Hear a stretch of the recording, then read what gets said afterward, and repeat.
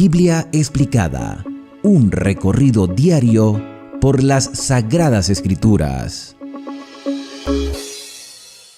El Salmo 43 de las Sagradas Escrituras, al igual que el Salmo 42, habla del anhelo, de aquel gran deseo de liberación por parte del Señor, aquella protección que requiere una persona en medio de una necesidad. Se cree que el Salmo 42 y el Salmo 43 son en realidad un solo canto dividido en dos partes, escrito por los hijos de Coré, para David, escrito quizás por David y entonado por este grupo de personas que posiblemente quedó de la familia de Coré que se rebeló en el desierto de Jerusalén, y sus descendientes, un grupo de ellos que no quiso participar de esta rebelión, arrepentidos, fueron mantenidos por el Señor y en el futuro utilizados sus descendientes para también escribir o entonar cantos que hoy están reflejados en los salmos. El Salmo 43 comienza diciendo: Júzgame, Dios.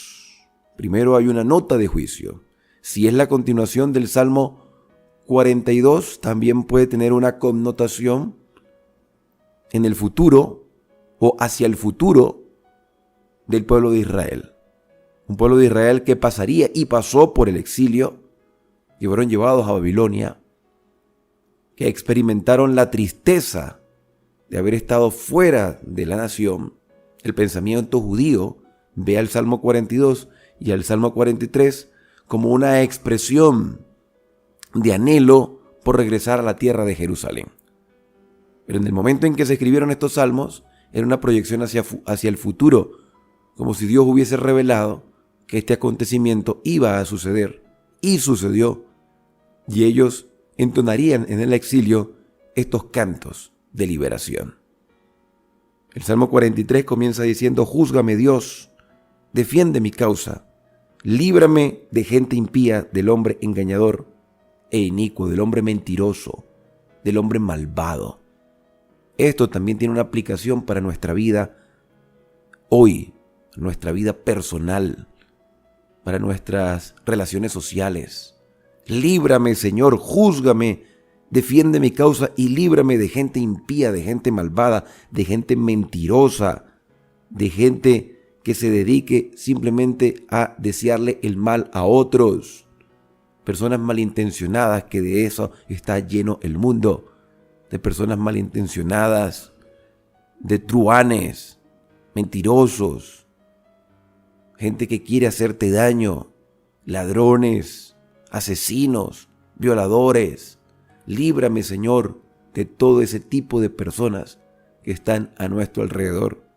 Si bien cuando se entonó ese canto, era un canto para expresar el deseo de protección divina, también proyectaba esta alabanza, esta adoración al Señor hacia el futuro exilio en Babilonia, que fue una realidad, y hoy que nosotros estamos aquí viviendo este peregrinaje espiritual, anhelando el pronto regreso de nuestro Señor Jesús, hoy podemos repetir como los salmistas: Señor, líbrame de la mano del inicuo, de la mano del malintencionado, de la mano del engañador, de gente impía. Juzga mi vida, porque el juicio siempre es beneficioso para los hijos de Dios.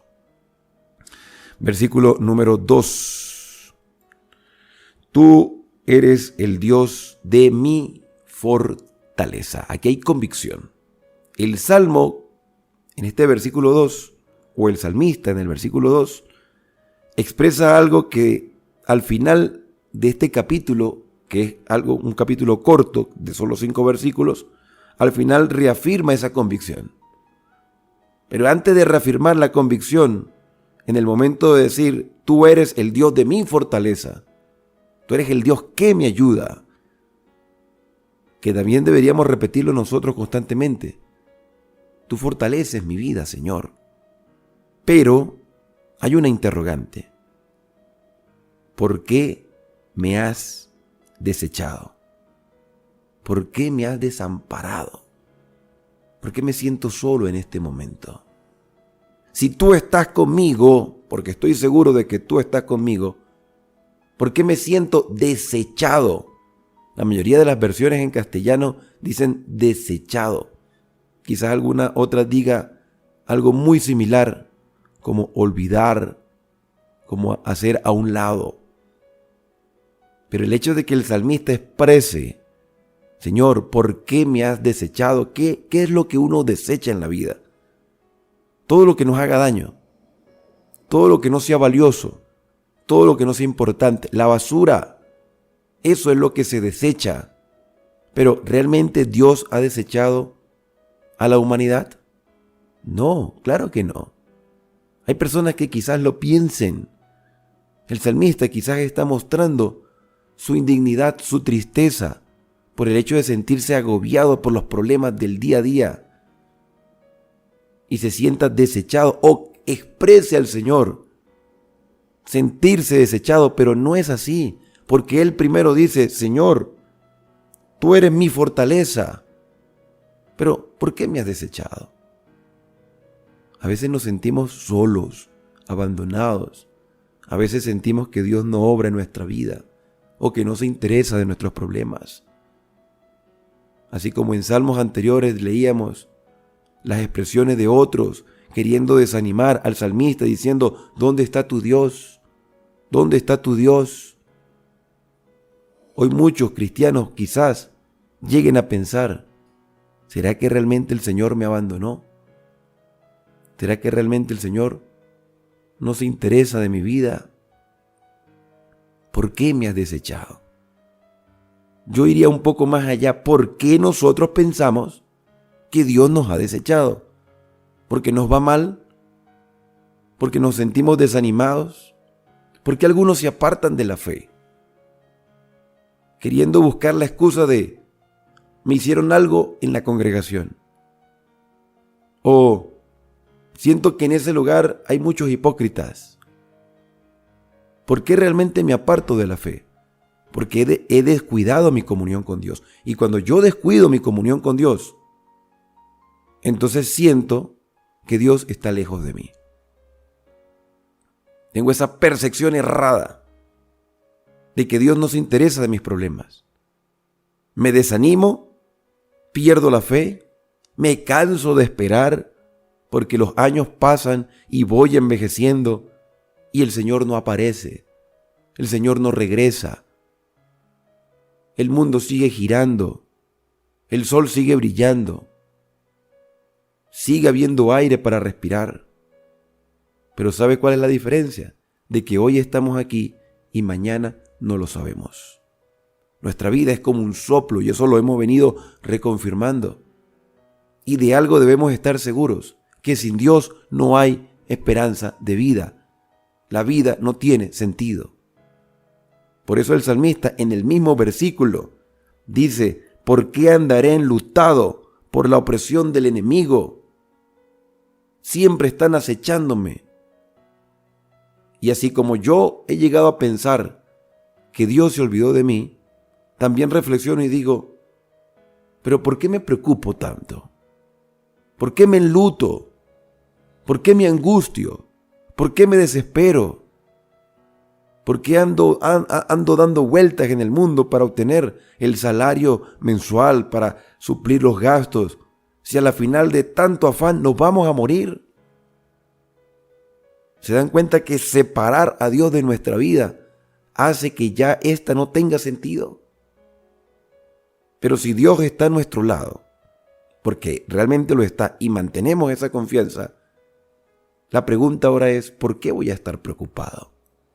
Si Él está conmigo, si Él se interesa en mí. Y aquí viene el versículo número 3, que es una declaración que vale la pena repetir y hacer una realidad en nuestra vida. Un anhelo de no solamente ser ayudados, sino de tener lo que realmente es necesario para enfrentar la adversidad del día a día. Y ese anhelo que se expresa en el versículo número 3 debe ser también nuestro sentimiento el día de hoy. El salmista dice, envía, nótese que él habla con Dios en oración, en ruego, y le dice, envía, Señor, tu luz y tu verdad. Dios siempre está dispuesto a impartir la luz para sus hijos. ¿Cuál es la luz? ¿Dónde encontramos la luz? ¿Dónde encontramos la claridad para no andar en tinieblas espirituales? ¿Dónde podemos tener el discernimiento para enfrentar los problemas del día a día?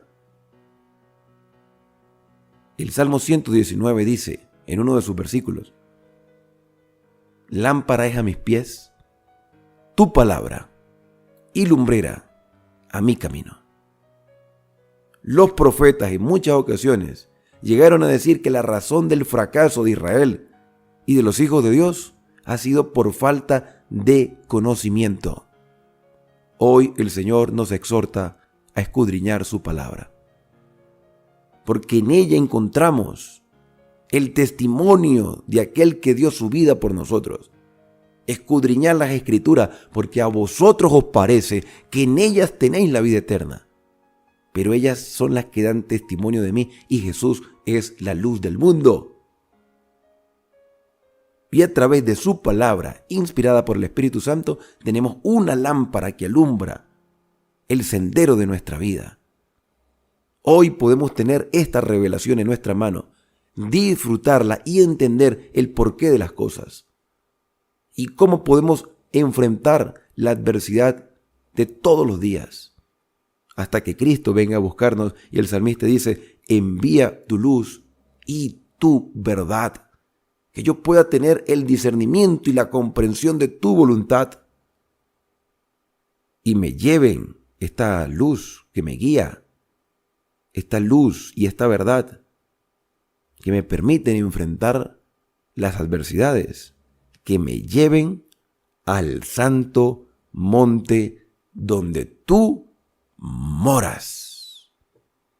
Si este canto fue escrito por los hijos de Coré, aquellos que quedaron de la rebelión en el desierto, el santo monte de Dios quizás haga alusión al monte Sinaí. Pero si fue escrito en los tiempos de David, y si fue mostrado para fortalecer la fe de un pueblo que estaba pasando por adversidades, o que pasaría por adversidades, el Santo Monte está haciendo referencia a la ciudad de Jerusalén, al monte Sión. Hoy nosotros, como cristianos del siglo XXI, podemos proyectarlo hacia algo mucho más elevado, hacia la nueva Jerusalén, hacia la patria celestial, hacia el santuario que está en el cielo, donde mora y radica el Señor, obrando en nuestro favor. Y esa nueva Jerusalén algún día descenderá del cielo a la tierra. Pero para poder llegar a la nueva Jerusalén debemos ser guiados por la luz de su palabra, de la palabra del Señor. Y el mismo salmista lo dice así: envía tu luz y tu verdad para que me guíen y me lleven a tu santo monte donde tú moras, haciendo alusión a la patria celestial, y en el momento en que se escribió, quizás proyectándolo al regreso de los exiliados a Jerusalén, porque tenían una proyección posexílica. Ellos querían ser liberados del exilio, y los escritores o los intérpretes pudieron ver hacia el futuro sobre ese exilio que iba a experimentar las generaciones subsiguientes. Versículo número 4. Entonces iré al altar de Dios. En el santuario había dos altares: el altar del sacrificio, donde en la mañana y en la tarde se sacrificaban animales como símbolo sustitutivo del hombre por el pecado, y que también mostraba la obra de el Redentor, del Mesías, en favor de toda la humanidad. Pero había otro altar dentro del lugar santo llamado el altar del incienso. Descartando el altar del sacrificio y utilizando la figura del altar del incienso en el lugar santo, podemos decir que aquí se representa la comunión con Dios a través de la oración. porque ya Cristo pagó el precio de nuestro pecado en la cruz del Calvario. Y ahora debemos avanzar hacia el santuario, hacia la parte interna. Y en el lugar santo, antes de entrar al lugar santísimo, hay que pasar por el altar del incienso. Si quieres estar en la presencia del Señor, debes mantener una comunión con Él aquí en la tierra por medio de la oración, porque el incienso representa las oraciones de los santos. Entonces iré al altar de Dios, al Dios de mi alegría. No es el Dios que me ha desamparado, es el Dios que me alegra, el Dios de mi gozo. A ti alabaré con arpa, con instrumento de cuerda, Señor Dios mío, alma mía. Y aquí viene una reflexión personal, porque primero se exclama el nombre de Dios y se reverencia, y después se hace una proyección interna, porque el versículo 5 dice, alma mía, yo, alma, yo que soy un alma, un ser viviente. Recordemos que el alma no es un espíritu que anda vagando por allí después de la muerte. El alma es la unión del cuerpo, el cuerpo material, con el aliento de vida. Y tú y yo somos un alma, un ser viviente. Alma mía, está hablando el salmista consigo mismo. Alma mía, estoy reflexionando. ¿Por qué te abates y te turbas en mí? Una autoevaluación. ¿Por qué te turbas? ¿Por qué te afliges? ¿Por qué temes? ¿Por qué te abates? Yo quiero preguntarte en este día, ¿qué es lo que te aflige en este preciso momento? ¿Qué es lo que te abate? ¿Qué es lo que te llena de angustia y de tristeza ahora?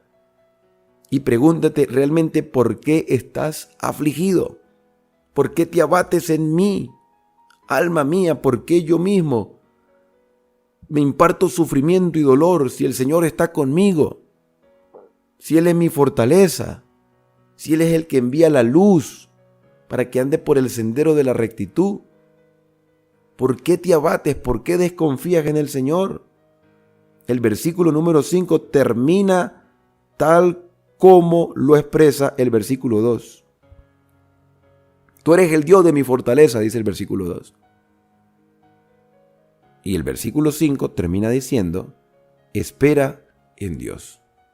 Espera en Dios. Él mismo se está hablando. El salmista se está haciendo una autorreflexión, una meditación personal.